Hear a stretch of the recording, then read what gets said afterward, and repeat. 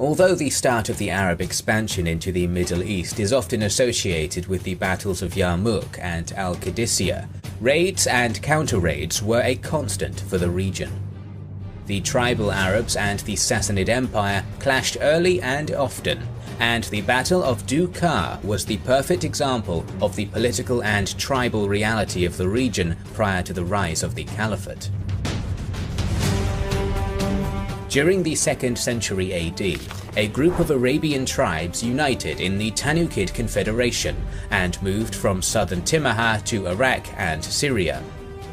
After a war with the local Arab tribes, the Lakhmid dynasty under Amir ibn Adi formed a new kingdom in 268, with Al-Hira as its capital. Amir's son Imru al-Qais was more ambitious and attempted to unite all of the Arabs living in Syria, Lebanon and Iraq into one kingdom. In 325, the Sassanid Shah, Shapur II, finally moved against the Lakhmids. His son Amr II accepted Sassanid rule and became their vassal. The 6th century saw the Lakhmids at the peak of their power. In 580, the king Al-Munshir IV passed away, and the Sassanid Shah, Hormizd IV, had to choose his successor from among his 12 sons. The Lakhmid poet Adi ibn Zayd was influential at the Sassanid court, and he convinced Hormizd to raise Al-Numan to the throne. In 590, Hormizd was overthrown by his general Bahram Chobin. Hormizd's son Khosrow asked Al-Numan III for assistance, but the latter demanded his independence as a payment, so Khosrow was restored to the throne with the help of the Roman Emperor Maurice in 591. Relationships between the Sassanids and Lakhmids soured even more in 595, when Al-Numan III arrested Ibn Zayd, convinced that he was plotting against him. Khosrow II protested, but was preoccupied with the rebellions in his realm and didn't act on his protests. The Sassanid Shah actually attempted to restore the ties with the Lakhmids in 600 and asked Al-Numan for his daughter's hand.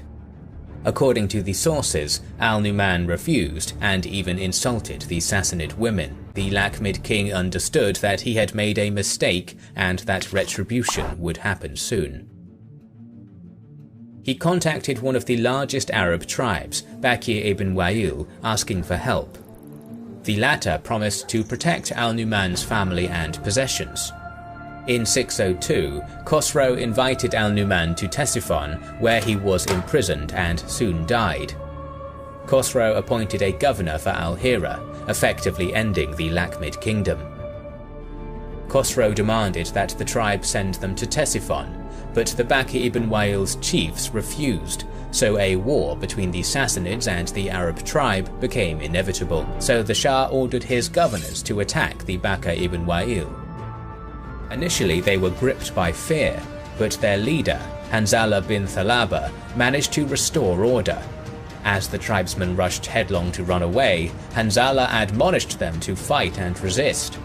He then cut through the leather straps on the camels' saddles to prevent fleeing tribesmen taking their families with them on their flight. It was to be a fight to the death, with no exceptions.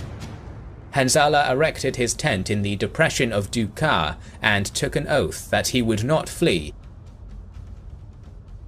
A part of the tribe stayed at the depression, while the others went to a water source near the bend of Dukar to stock up on water.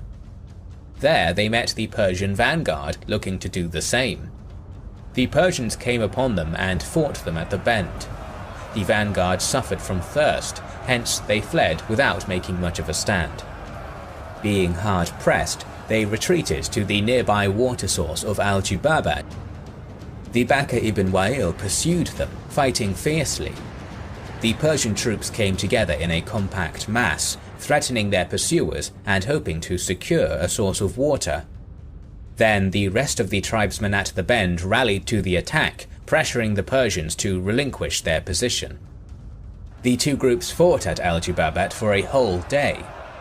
Once again, the Persians had no chance of storing water, and they suffered from thirst in the burning summer heat. They again retreated, this time towards the depression of Dukar, where the other tribesmen of the Bakr ibn Wa'il had taken up their positions. When night fell, one of the Sassanid auxiliaries from the Banu Iyad tribe sent a secret message to Bakr ibn Wa'il that we should arise and steal away under the cover of night, or stay here and take to flight when you encounter the enemy. The tribesmen preferred the second option. At night, a group of tribe members used the turmoil of the early morning fighting to lay an ambush a bit further along the valley towards the Euphrates. This group, commanded by Yazid bin Himar, was ordered to conceal themselves in what is known as the Hollow of Dukar in order to surprise the approaching main Persian army.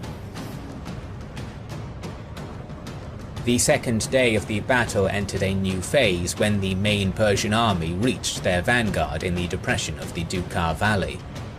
The armies finally met across the line and the fighting was fierce. However, the weather was still extremely hot, and as neither side was gaining the upper hand and the warriors were becoming tired, soon the lines retreated.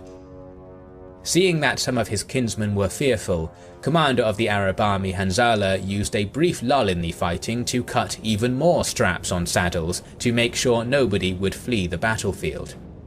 He also reorganized his army into two groups on the flanks without a strong center. When the fighting started again, warriors of the tribal left moved against the Persian cavalry on the right wing. Sources claim that as the lines met, the leader of the Arab flank called his Sassanid counterpart to a duel, as was common practice at the time. The Arab warrior won, and that shifted the morale on both sides. When Hanzala noticed this, he led the whole of his left wing against the Persian right wing, as he wanted to take advantage of the enemy's lack of leadership to further pressure them. On the Persian left, the battle was also fierce. The valley of Dukar witnessed a violent battle, with both the Persians and the tribesmen fighting in closed ranks. The concealed force under Yazid then came up behind the Persians from the hollow of Dukar and launched an attack on the rear of the enemy's centre, where the Sassanid leader, Iyas ibn Qabisa, was. Just at that moment, the tribesmen of Banu Iyad turned around and fled as they promised, causing confusion and the subsequent rout of the whole Persian army. The Bakr ibn Wa'il had made their enemy yield, and they turned and fled. They slew the Persians and those with them from the depression of Dukar as far as an unidentified place a bit further away to the northwest. The Battle of Dukar had lasted for 2 full days, and it became known throughout the whole Arabian Peninsula. Although this battle had no short-term consequences, it played a role in the Caliphate's expansion. The Arab tribes were more willing to join the Muslim forces, and the lack of the Lakhmid buffer made the Sassanids vulnerable.